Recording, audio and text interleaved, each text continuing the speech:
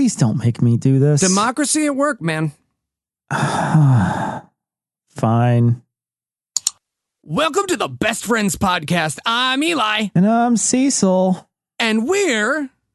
Best friends. Best Friends! Hey, guys, what are you doing? Oh, thank God. Oh, man. God. Thank you. Noah, what are you doing? What are you doing? Our new show? We started another show? Yeah, we voted and everything. You voted. Hey, New York City, what did we say? I get 1/148th of a vote. Exactly. This is bullshit. I'm going to Canada. Seriously. Yeah, sure you are. Bring me back some legal weed and condomless sex. I will. I don't think that's a thing Canada's known for. Wait, I'm sorry, guys. Why did Heath get so little say? Oh, we voted using the Electoral College, Noah. It's the subject of today's show, and so that's how we voted. Turns out I was born in Wyoming. That's cool, right? And so my vote counted like way more than Heath or Cecil's. Stupid Chicago. Right? Okay, but what about Tom? Oh, he actually voted third party. Really? That doesn't sound like Tom. Sorry, should have been clear. He's at his third party. I think he's planning on 5. That sounds like Tom. The man loves cake. Loves cake, he does.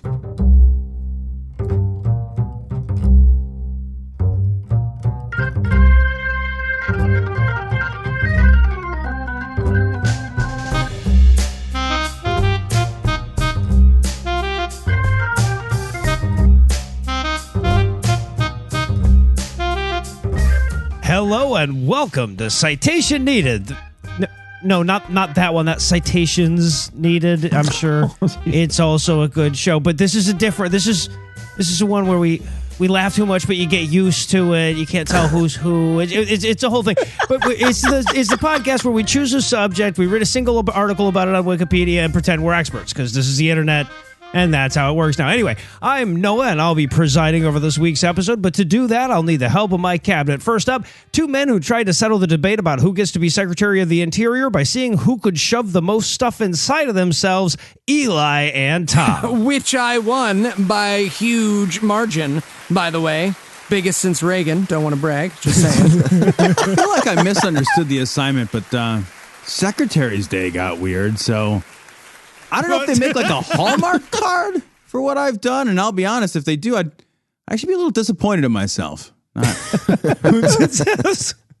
of course, also joining us tonight, 2 men who want to be Secretary of Labor because they heard labor involves vaginas, Heath and Cecil. Okay. What about maybe we split it? Joint Chiefs of Staff? Heath, we can only split it if we secure the swing vote. That's the only way. Cannot promise anything. Jiggle vote. I can give you a jiggle vote about it.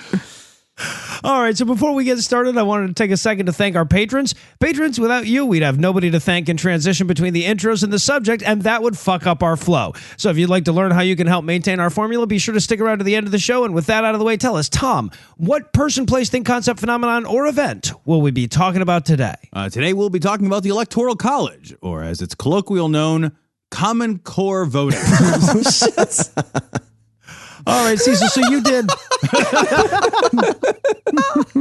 All right, Cecil, so you did what passes for research in these here parts. Are you ready to elucidate? It's like a sad algorithm. It's just so sad. No, I didn't do any research. I just read a Wikipedia article, man. Oh, all right. Don't eat this shit on me.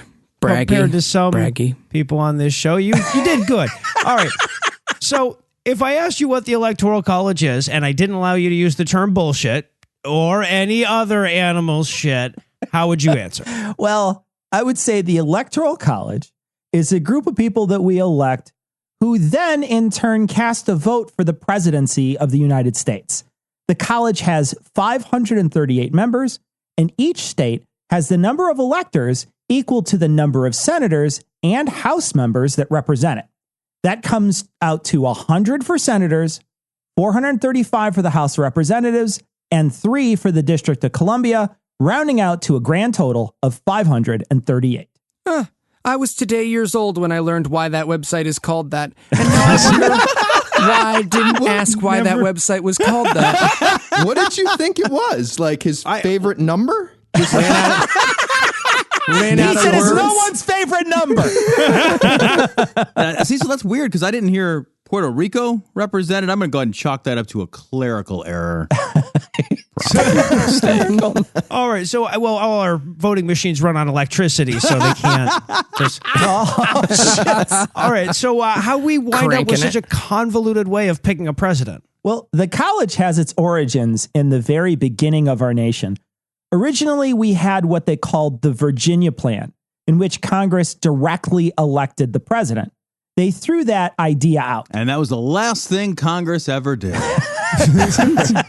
They instead decided that they didn't want a group of people, the Congress, elected by the state to decide who the president was. Instead, they picked a new group of people who happened to be the exact same number of people in Congress, and those people would decide who the president is.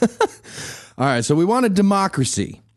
No, not that one. Not that one. Still no. Dude, we'll just do it. We'll fucking do it ourselves. Do you have a catalog?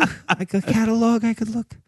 I love the idea that we had to choose different people to do our choosing than the people we chose to do our other choosing. That's not.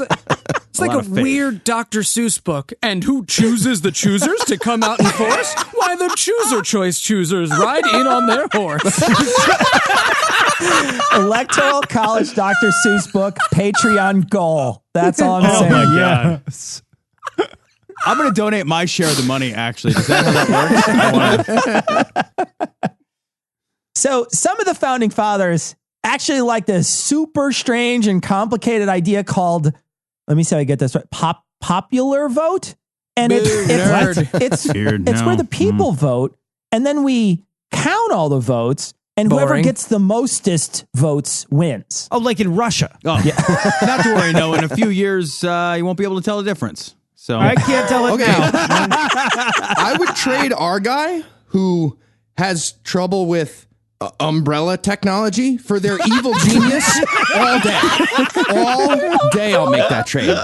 And toilet paper technology. Because I'm a nationalist, because I care. So is he. So a proponent of this, founding father James Madison, also understood that there was no way certain states would agree to this, because then the large urban centers of the burgeoning nation would have more sway in an election, and it would disenfranchise less populous states. Wait a minute. How is that even an argument? Like, it's not really. The places with less people will count less if we do that. So, and like the senator from New York's just like, Okay, how about we settle this by voting on it? Try that. Deal. Wait. Nope. Yeah, by disenfranchise, you mean everyone's vote would be exactly equal in value. We'd be disenfranchising the people who fucking talk at half speed and paring them down to even. That's a fucking gift, by the way. They should be fucking real happy they get equal value on a popular vote. You serious? The popular vote is unfair, just like the 13th Amendment is Christian persecution. All right, so the Electoral College is something of a compromise.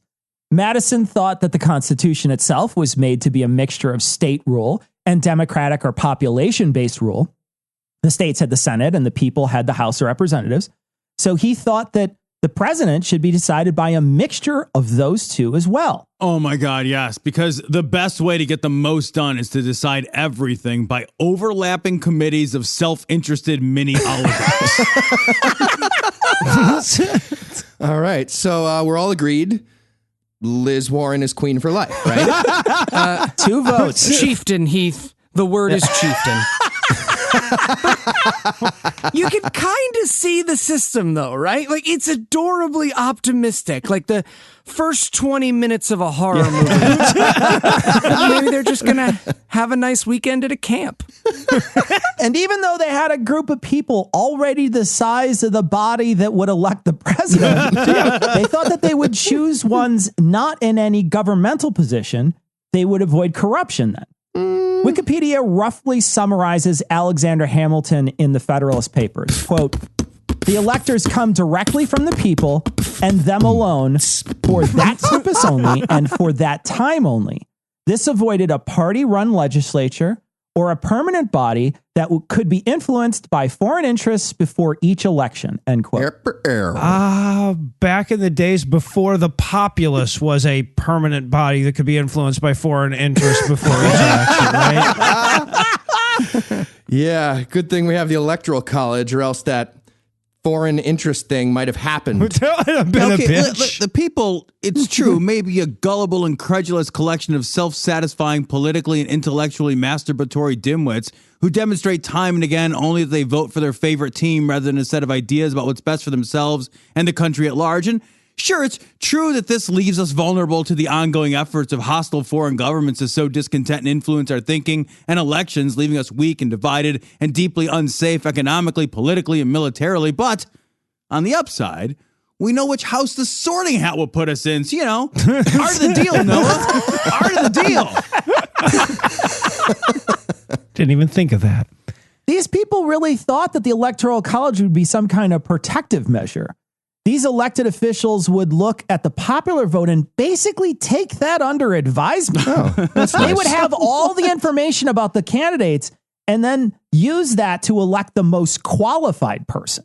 And since they only met once to elect the president and they weren't governmental officials, they would be far less susceptible to corruption. Yeah. Close friends, family members, and large campaign donors chosen by high-level politicians. No chance of corruption there. It's super transparent. No, that's perfect. Yeah, quick follow-up question. But had the founding fathers ever met, what's the word, people? Yeah. Met people before? They're tricky. But no plan, of course, survives contact with the enemy. And within a few years, some states decided that instead of having their electors go vote individually, they would group their votes together as one solid block. This would help ensure that the candidates that the particular state favored would get unified support from that state. Yeah, turns out they were mad susceptible to other people's corruption, just not their own. Wikipedia explains the downfall thusly. Quote, so the slate of electors chosen by the state were no longer free agents, independent thinkers, or deliberative representatives. They became voluntary party lackeys and intellectual non-entities. Once one state took that strategy, the others felt compelled to follow suit in order to compete for the strongest influence on the election, end quote. The race to the bottom strategy. Works for elections and Tinder dating equally. So. I mean, Tom, if you're racing for a bottom, you should try Grindr. It is faster. Human If you're not fat. centipede. Yeah. Yep.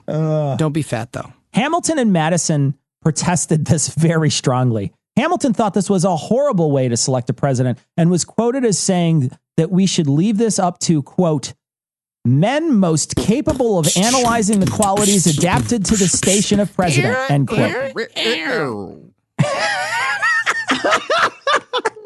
And this would be literally the first time that being qualified for something was considered a prerequisite in American politics. Right? Yeah, so poll taxes, literacy tests, gerrymandering, the Electoral College, Brian Kemp in Georgia. It's going great. Right. And literally, we still have 3/5 of those things I just mentioned, just to be clear. I'm working on the last one. By the time this comes out, maybe, fingers crossed. And even though Hamilton rage drafted a constitutional amendment to stop this practice, he could not hold back the tide. By the early 1800s, the winner-take-all electoral vote system was really starting to take hold and would eventually be the new normal. A couple of states today ignore this method. Nebraska and Maine use the district method to decide how their electors vote. The popular vote winner gets 2 of their votes, and the rest vote on how the individual districts voted. So their votes can be split between candidates. And I just now remembered that we have Nebraska. Yeah. Exactly. And our state bird is going to be... Nobody gives a fuck, Nebraska. Do what you want with your 2 votes, man. Do what you want. All right. So how does the modern Electoral College work? Oh, it doesn't. Yeah. So on election day in our various states here in the United States, we go to the polls and vote.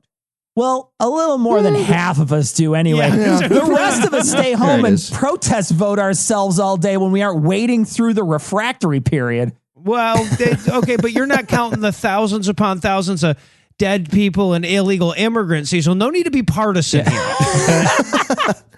And you're forgetting the people who just, play through the refractory period. You can just keep going. Just keep it up. You just keep playing. It's like Literally it's keep like it up. drinking. You keep it up. It's like drinking. Yeah. You never get a hangover. You just keep going. Guys, I think you're being a little unfair. I mean, staying home is an amazing way to send a message that you hate the shit out of black people and women and gay people, everyone but you. That is a very clear message. Very American. Yeah. At the polls, we'll see a list of candidates for president. We aren't actually voting for those people, though. We're voting for some person who will then, on the first Monday after the second Wednesday in December, vote for a president based on who got the majority of votes in our state. Yeah, but it's nice to have a guy, you know? Yeah. It's good to have a guy. Or a corporation. They're people too. Corporations are people too. Come on, that would be so fun. This year's president brought to you by Diet Pepsi. Diet Pepsi. You bought it by accident. You got the right wing baby. Yeah. You find me a person who has purposefully bought a Diet Pepsi, I will give you $6.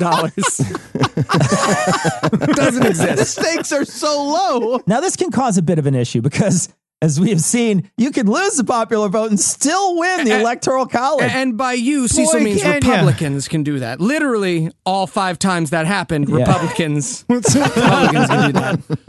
And also, some presidents will have you believe that it's a much harder thing to do, too.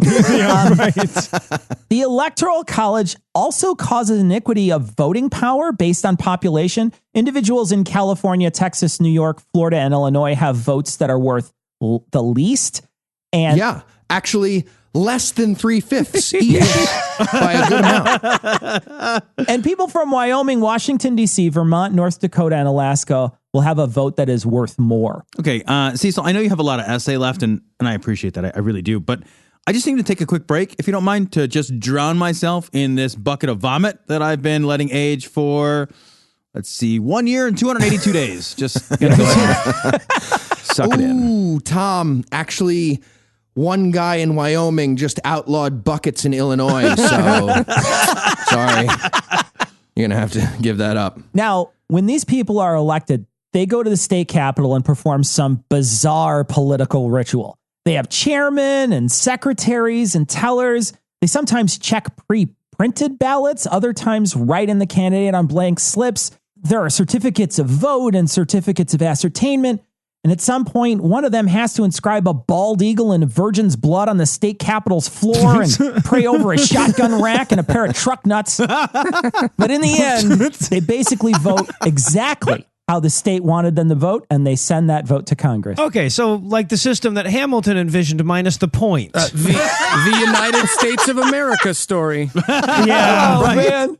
So true. By 2024, it's just going to be Wolf Blitzer, a pint of lube, and a rubber stamp with a hammer and sickle. That's the... No, Cecil, Tom's been reading my diary. Tom read my diary. Mine. They can choose not to vote for the candidate that won in the popular vote in their state. These are called faithless electors. 29 states have punishments on the books for faithless electors. Okay. So not only did they miss the point, but they criminalized it.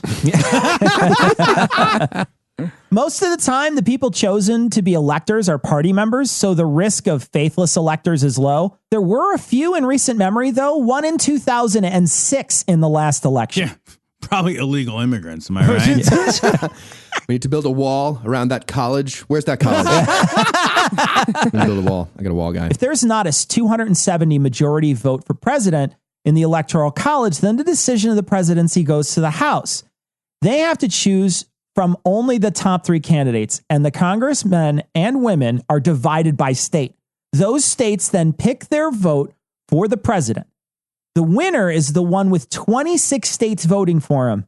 This happened twice, once in 1801 and once in 1825. Okay, this is great. I love this. I really do. If the convoluted don't trust Congress system fails, then fuck it, let's try Congress. All right, so instead of the electoral votes, that didn't work. We're going to break it up state by state. Wait, actually, no, let's go county by county. It'll be more accurate. Actually, hold on, one more idea. Hear me out. Super smart Jewish guy did this. We cut everyone in half, and we go half person by half person. No, okay, this is too far. It's too far.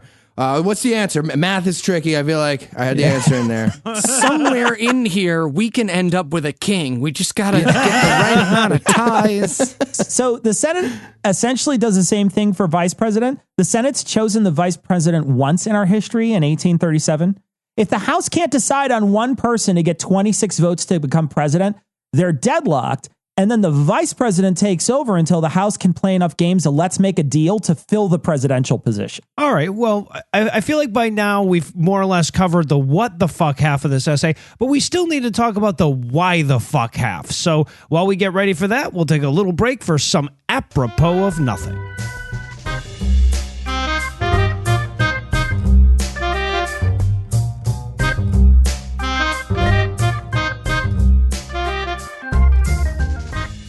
So we are going to need a system to elect the head of the executive branch.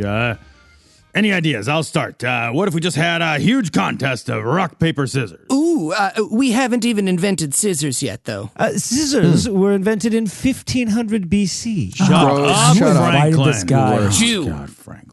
What about this? Every 4 years, we put a sword into a stone, and the first person to remove the sword then... Hancock, we're Americans, not bloody Englishmen. Yeah, also, I don't know how that would work. Are we just talking about, like, sticking a sword in a bucket of cement and then letting it dry? That's a good point. No, you wouldn't want to stick it in cement. You'd want to mix cement with gravel and sand to make concrete. Ugh.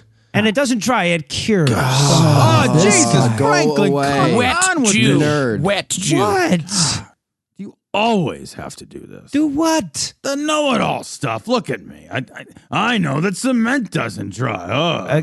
Concrete. See what I mean? Okay, whatever. Just forget Exactly. Okay, it. fine. I have next idea. Okay, what if we just collect all the votes, count them up, and whoever has the most would be the winner? Boo, nerd, you're the worst. Why would Nobody I- likes All you. right, that's Franklin. That is it. Out. Go back to France. Whatever. Fine, I will go back to France. Jesus, that fucking guy. Anyway, where were we? How about each party nominates a chicken, and that chicken fights the other one to the death, Right. and the winner is the new president? The chicken that wins? Sure. What if the chicken's a Jew?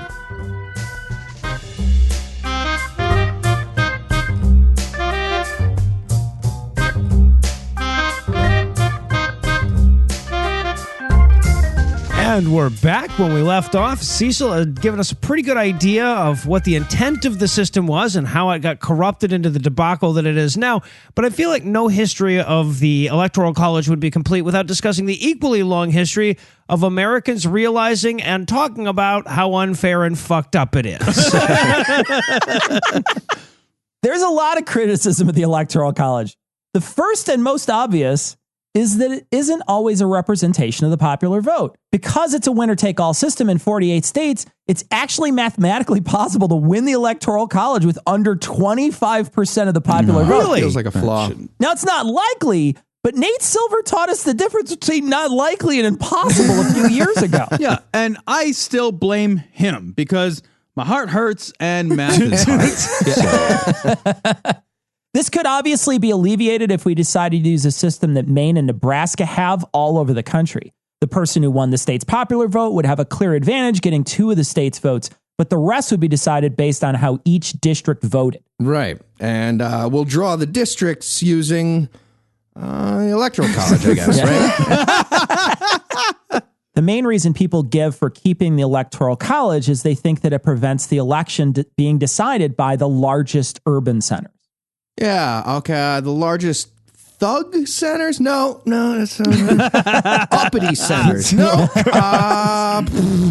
Urban centers. Nailed it. Yeah. It's urban centers. The math for this actually doesn't add up, though, as the top 50 cities in population only account for 15% of the United States population. And even if you add in all the metropolitan areas of the country, the total population of those 50 urban centers would be 55% of the population. Yeah, but I think the argument is more that those are the only places politicians would go because it wouldn't make financial sense to stump in rural places anymore. That being said, I feel like the idea that political ads would pretty much only run in major urban areas would be a great argument to get rural voters on board with this, right? Yeah. Wouldn't it be terrible if like the centers for commerce and education and the arts and diversity chose our leadership instead of some GED dropout unemployed line worker who grew up in a field of Middle Earth? Middle America. I was right the first time. Tom, this is America. If you're going to say something true that white people don't like, you have to say it nice. you figure out a nice way to say that. Another criticism is that instead of a nationwide campaign, candidates really only focus on large swing states. Candidates will basically ignore the states that are a definite win and the ones, no matter how much they campaign, that will definitely lose, only to focus on the ones with close races that yield the largest number of votes. The main swing states are Colorado, Florida, Iowa, Michigan, Minnesota, Ohio, Nevada, New Hampshire, North Carolina, Pennsylvania, Virginia, and Wisconsin.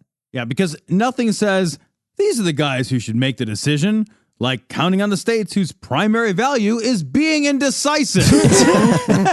Yeah, let's find places where they just can't decide between Hillary Clinton and Donald Trump, because that's a tough call. And let's put those people in charge of large decisions for the entire country. It's a fucking great system. Yeah, it's the election equivalent of an anti-bullying program at my high school. It's against everyone's best interests. Thank you, Eli, for your pro-bullying stance again. All I'm saying is that the kids in my high school stopped being weird because they killed themselves. But they stopped, and that's what matters. Moving on. 2. In these swing states, voter turnout is critical.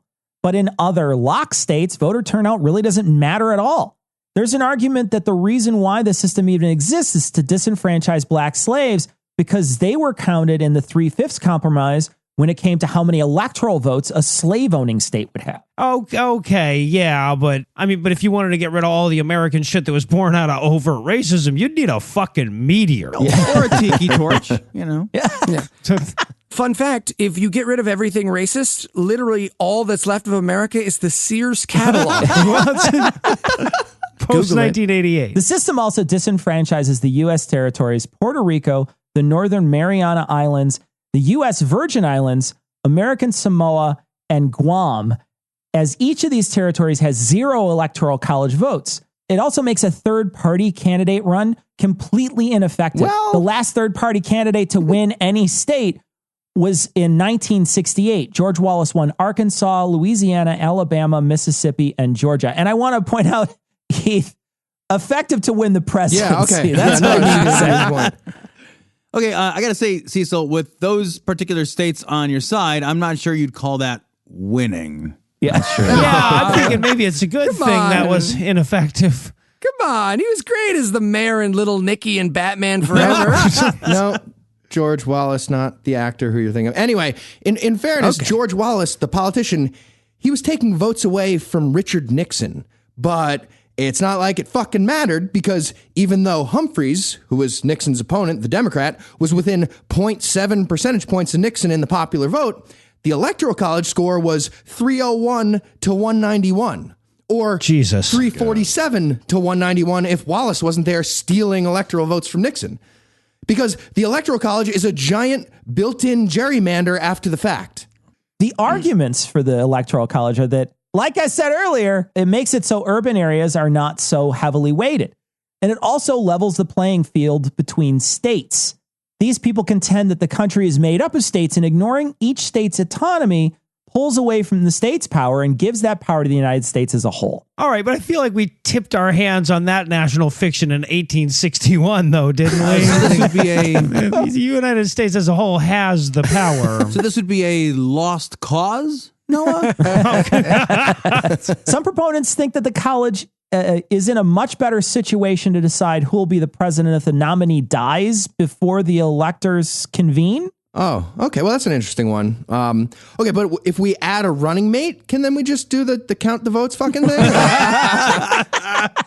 There's also a notion that this helps prevent massive voter fraud because it's contained in one state and recounts wouldn't have to be nationwide. Yeah, that way the Supreme Court only has to cancel one state recount at a time. It makes it easier for them to figure that shit out. See, in Nebraska, we have 2 voting Boo, codes. nerd, shut up. Nobody likes you. There have been some attempts to amend the Constitution to get rid of the Electoral College, but none have gotten off the ground. One measure put forth that may be a workaround is the National Popular Vote Interstate Compact. This would be an agreement between states that would basically award the votes for that state to the candidate that won the popular vote for the country, not the state. It still needs over 100 electoral votes worth of states to agree to it before it has any legal force. Okay, yeah, well, we're going to fix global warming first and then this one. We don't want to rush one problem at a time. That one's pretty good, though. That National Popular Vote Interstate Compact thing, like that actually might work. It's just all the fucking Democratic states that are signing it's all up the big to it. states. Yeah. So that kind of, if only the Democratic side signs up, it doesn't work very well. All right. So Cecil, Well, if we get 270, no matter what that, however we add up to 270, it works. But yeah, we're not there. We're like 100 away still or something like that. yeah. So all right. So Cecil, if you had to summarize what you've learned in one sentence, what would it be? No matter how much I implied your vote didn't matter, you should still fucking vote. Yeah, no, because this time you actually get to vote in this one. Of course, this episode's going to come out after that, right? Like the day after. So you should have fucking voted. Yeah. Oh, man. It went disappointingly for us. How did he know?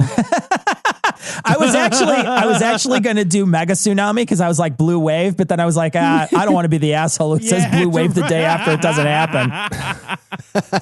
All right, so Cecil, are you ready for the quiz? I am as ready as Nate Silver was for last election. All right. So which of the following is the best slogan for the Electoral College? Is it A, one corporation, one vote? Yeah. B, white power to the people? Or C, stop bringing up George W. and Trump, you're being a dick. So I'd say A, but they just skip the regular elections and get massive amounts of congressmen to do their bidding. So let's go with B. But it's not powers, it's fractions, by the way. It's fractions that we're working with. That is correct. Well done. All right, Cecil. We spent a lot of time poking fun at the red, white, and blue today, but we're not the only one with some wacky election practices. Which of the following is a real election process in other parts of the world?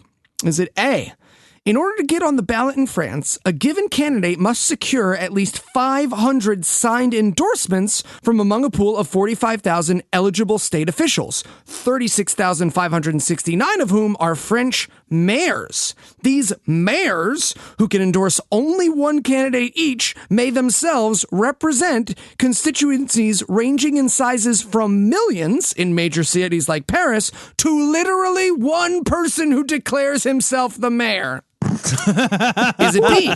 In Myanmar, the 2 houses of parliament each form a constituency excluding the 25% of each house that is directly appointed by the military. The military representatives from both sides of the legislature are then organized into a third body, whereupon each group elects a vice president. Then the Presidential Electoral College, composed of all 3 groups, obviously, selects one of the 3 vice presidents to be the new president, and the other 2 remain vice presidents. Well, you can see why they're killing it in Myanmar, right? Yeah. Is it C? In Lebanon, positions of power are divided up by race and religion, including the presidency, which must go to a Maronite Christian, the prime ministership, which must go to a Sunni Muslim, and the parliamentary speaker, which must go to a Shiite Muslim. Voting districts are similarly assigned, but since the parties in power don't want to give it up, the country hasn't done a census since 1932. Or D, all of the above. All right. I'm going to go with D, and none of that can be any crazier than an actual Nazi running in the Chicagoland area for Congress. So. That's fair. That is fair. Amazing. All right, Cecil. I think I learned something here. Thank you. Clearly, the Electoral College is just one of many good ways of deciding on our leadership. Which of the following is the best method for making big decisions that would be just as useful as the Electoral College? There's quite a lot of answers available to you. A dance-off. B, arm wrestling. C, a thumb war, which you have to declare. D, musical chairs. So much better than the E, Electoral duck, College. duck, goose. F, hot potato. G, spin the bottle. Or H, literally any other method at all. There is no worse method than this. I want to go with B as long as I have to turn my hat around to win. It's like a switch. Let's go with F, which is also what Ted Cruz's wife calls Heath in bed, a hot potato. Yeah, sure. Or no. No, probably Racist? not. It's not. Yeah, It's fair. yeah. You got a lot of Racist choices. and fair. Quick reminder that we're not exactly authorities on logical ways of choosing winners. I guess Tom wins this week. So he gets to take over as host next week, and he gets to decide who has to do all the work. All right, I'll get out my thesaurus and my dictionary and my pronunciation key, and I will choose Eli. Woo! Technically, you'll choose Eli. All right, well, now I'll toss it over to Sarah for last week's Twitter answer and this week's Twitter question. Thanks, Noah. Each week we ask the audience, what obvious joke did we miss in this episode? Last week's answer comes from John on Facebook with this. Obviously, the colloquial term for parachute mines is Dyatlov cocktail. To play along at home, just retweet or Facebook share this episode with your joke for a chance to be next week's winner. Back to you, Noah. All right, for Cecil, Eli, Heath, and Tom, I'm Noah, thanking you for hanging out with us today. We'll be back next week, and by then, Eli will be an expert on something else. Between now and then, you can hear more from Cecil and Tom over on Cognitive Dissonance, and you can hear more from Heath, Eli, and myself on The Scathing Atheist, The Skeptocrat, and God Awful Movies. And if you'd like to help keep this show going, you can make a per-episode donation at patreon.com/citationpod, or leave us a 5-star review everywhere you can. And if you'd like to get in touch with us, check out past episodes, connect with us on social media, or check the show notes, be sure to check out citationpod.com.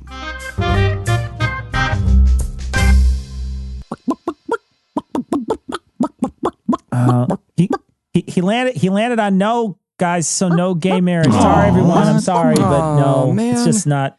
Landed on no. Still better than the Electoral College, but